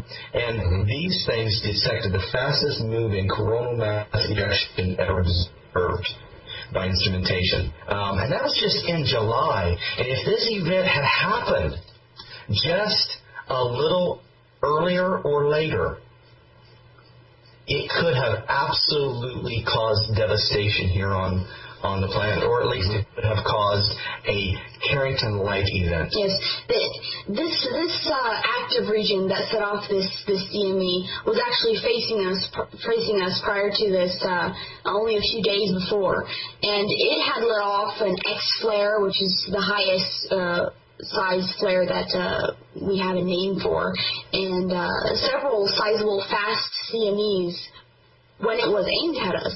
So we had a couple of hits there, and as it passed by, just as it got out of range, it threw off the CME that with the stereo satellite equipment, they measured that it was over 70% the strength of the Carrington event. So, and imagine if it had let it go while it was aimed at us, and in combination with the CMEs that had let off prior to when it was facing us, and the X flare, imagine all that energy at once hitting us. And this just happened. This isn't something that happened years and years ago, and is probably not likely again to happen for hundreds of years. Stuff like this happens all the time. The fact of the Carrington-size event happening every 100 years or so, well, that's likelihood of it hitting us. Yeah. It's just throwing stuff like this off all the time. Sure. And some of it glances off our magnetosphere, and some of it, and that's another thing I wanted to bring up too. Sometimes it depends. Oftentimes it's solar flares or CMEs are deflected away from the Earth by our magnetosphere, but there is a large hole in our magnetic shield that. Do you think that's a concern as well for allowing just this enormous amount of energy to enter, and it's not going to be blocked by our magnetic field? Well, the magnetosphere, it works really well at blocking these plasma clouds that hit us. And one of the things about the way a CME works is it has its own magnetic field.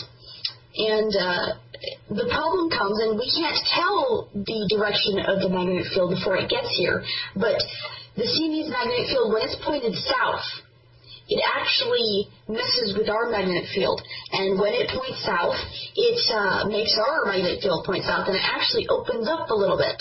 And that's what lets in this plasma that causes the aurora that you see. And the more it's opened, the further south you see this plasma. Now, this is probably not directly dangerous to people. Like, we're not going to have plasma pouring on our faces as we look up at the sky.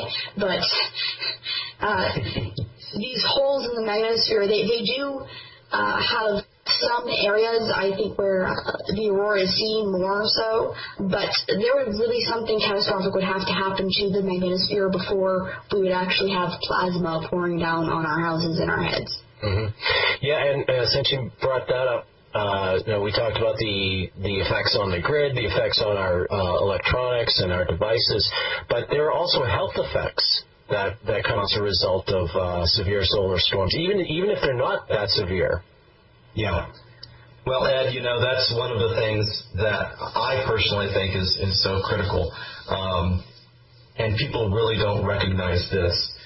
Even if we do not have a significant solar or geomagnetic storm, we still have very serious things that happen with our health. What happens essentially, a day before this plasmatic cloud gets to Earth, before this big cloud of plasma reaches our planet, the the field actually begins to affect us here on Earth, and we start to have micro fluctuations in our bioenergy, in our own electrical fields, our personal fields. And so it actually creates problems. It creates changes in our biochemistry, and we react. Because remember, your body runs on electricity. Your heart, your muscles, everything runs off of electrical impulses from your brain. So when they get wrong impulses, the wrong things happen. Right. We're talking a significant risk of heart attacks here. There's a 210% increase in hospitalization for heart attacks. We're talking about, even if we don't have a severe storm. Even a very minor storm. Even a level of disturbance that doesn't even have a storm level because it's so low. Right. Mm-hmm. The pre-G1 geomagnetic storms, it still creates that heart attack risk. Even if we don't have a severe solar storm, we still have a significant increase in strokes. Even if we don't have a severe storm, we're talking about a profoundly measurable mood swing event. People have actual mood swings. Mm-hmm. It increases depression and the physiological response. These are things that actually are measurable. It's funny that we're talking right now. We're actually getting a little alert here on the phone. But you also have to consider that even if we don't have a severe storm, that stock markets actually decrease in trading volume, and micro trades or penny stocks are even at risk. Even if we don't have a significant storm, we can have headaches and migraines or lack of motivation.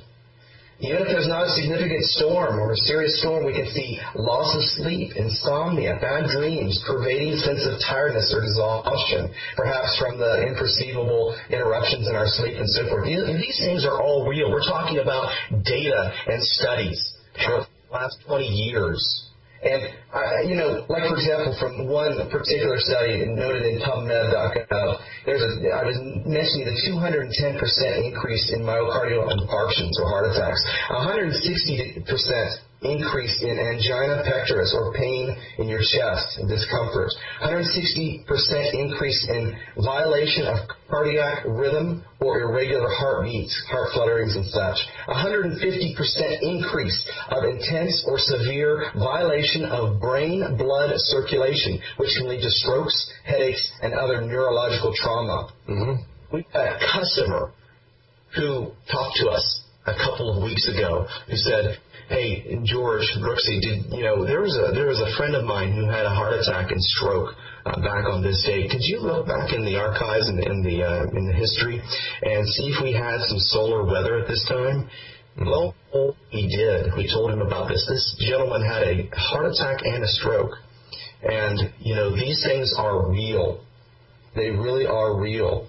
And there's even other studies that conclude there are temporal.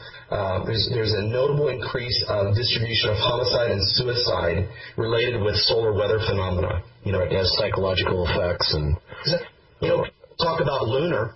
Yeah, I was just going to say that. I was like, we thought the moon was making people crazy. The sun's not doing a bad job itself. Yeah, they say, you can't even really find a serious scientific connection between lunar effects and these issues. But yet there are actual scientific data and studies that show the sun does have very real, tangible, measurable effects on our life. Again, like I was saying, these are for all of us, and these are not even when a serious storm hits us. Yeah, we're worried. We're worried about the grid. Yeah. We're worried about all these things. But what about your health? What about the heart attacks? What about strokes? Right.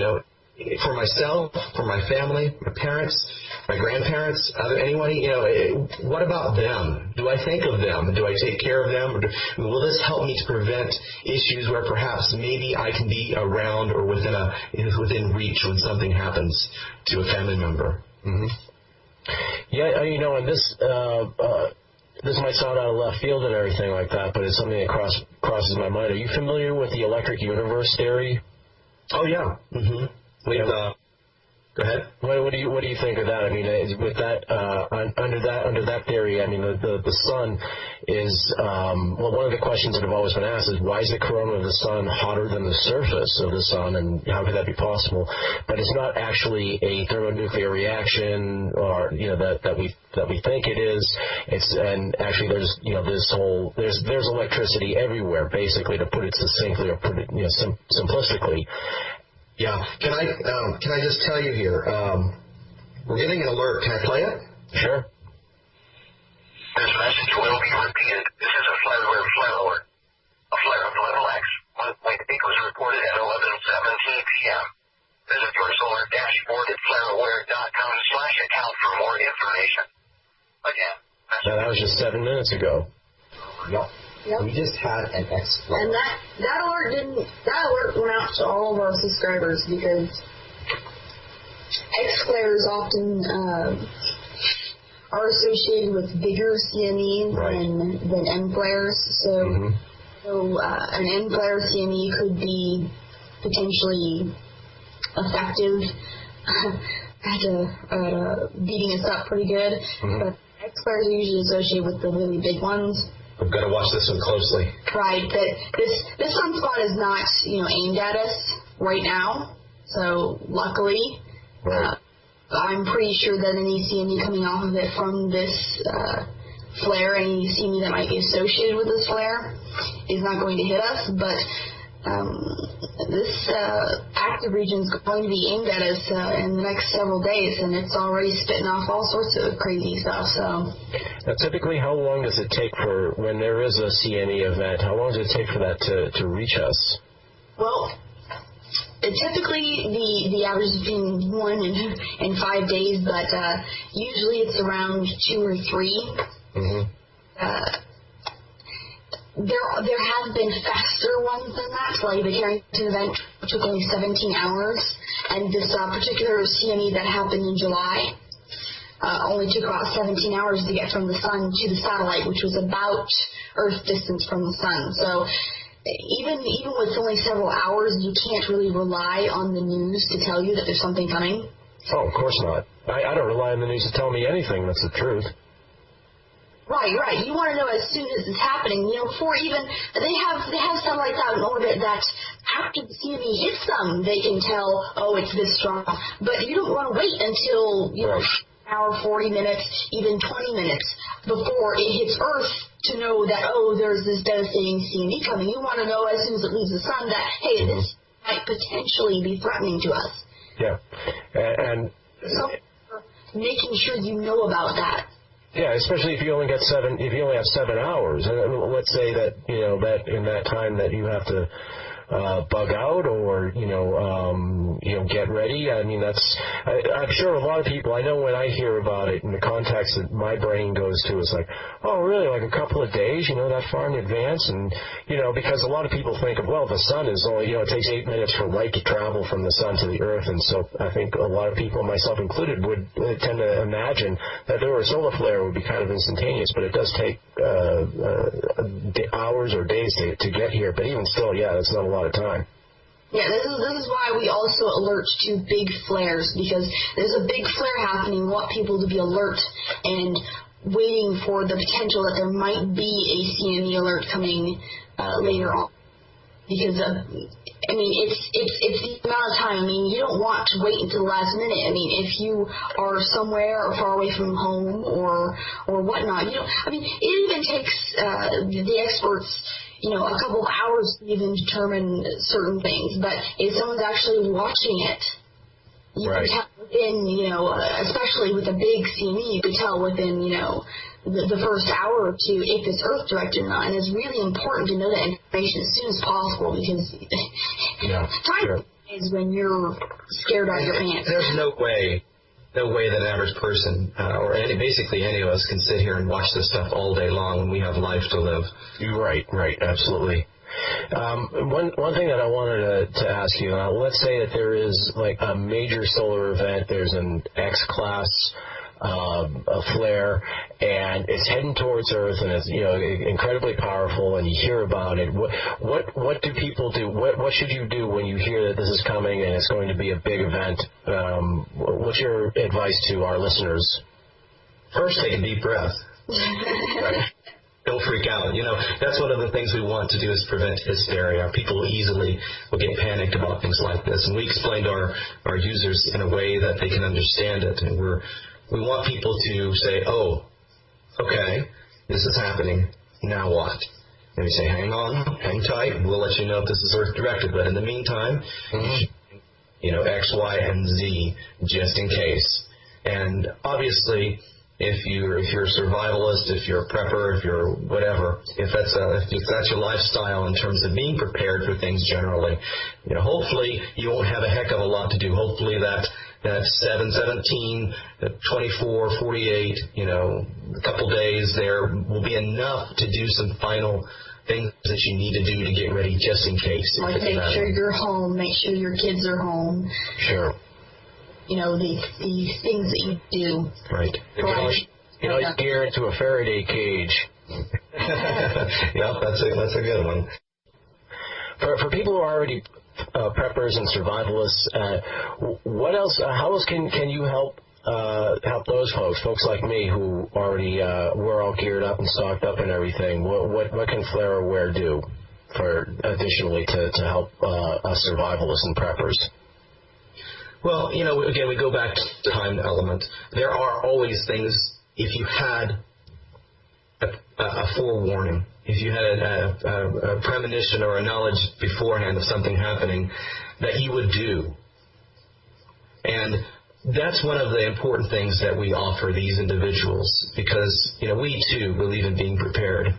But even with that, we felt it was absolutely critical when we started down this path a year and a half ago that even being prepared was not enough.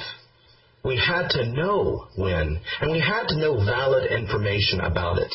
We didn't want to be left in the dark. Right. For our own sakes, for our children's sakes, or for our other family members' sakes. And so that foreknowledge helps an awful lot, rather than waiting till the last second when it actually happens. All right, we can expect maybe some news stations might report something if a big event happened. Who knows what their information is going to be like, because the newscasters don't know what they're talking about. So when they paraphrase things, they might be messing up with some. Absolutely. And every time we've heard it, they've either, like I said, sensationalized it or minimized it. Right. There's never an accurate reporting. And even for smaller storms, they're not going to tell you that. That we're having a little Gemini storm, so that you should make sure that you don't strain your heart too much. Or, friends and family, just in case. Just take a long walk by yourself. Right. So, again, you ask why it's important. It's important for all those reasons, and like I said, also for your health reasons. We for a while discussing the advantages of this kind of knowledge and straight. Well, he who is forewarned is forearmed, and that's what we look for in the survival and preparedness community, and in this general mindset and philosophy, if it can be called that. But we're just about out of time right now, and so I wanted you to tell our listeners again where they can find Flare Aware and what they'll expect to find there, and if there's anything else that you wanted to mention that we haven't gotten to. Sure, absolutely. It's as simple as visiting flareaware.com. That's F-L-A-R-E, aware, A-W-A-R-E.com. You can go there, and you will be presented with basically the material that we've discussed this evening or today. And further, you'll be able to subscribe to a plan. Presently, we have a premium and plus plan. Those who really want all of the details and are concerned with their health, whether it's heart or stroke or other family members with such conditions, or you just simply want to be aware, you want the premium plan. You certainly do. For anyone else who just wants to set it and forget it, basically worried about big events, get the plus plan. It's something that we believe very strongly every single person needs. We believe that Joe Average needs it, survivalists need it, preppers need it, everyone across the planet, because this is real, it is important, and we've been told again and again and again by those who know that it is not a matter of if, but rather a matter of when. Right. So I want to thank you guys for being on the show. And again, for our listeners who might be just joining us, we've been talking to George and Brooksie Plymale from flareaware.com. And thanks, guys, for being on the show. I'd like to definitely have you back on again. Thank you, Ed. You're great, and we really appreciate what you do. A great talk. Thanks. Well, that'll about do it for this edition of Survival and Beyond, and I want to thank you all for listening. Don't forget to check out our website at survivalandbeyond.net, and as always, keep your head up, keep on living free, and in order to do that, first you got to free your mind. So I'll catch you all next week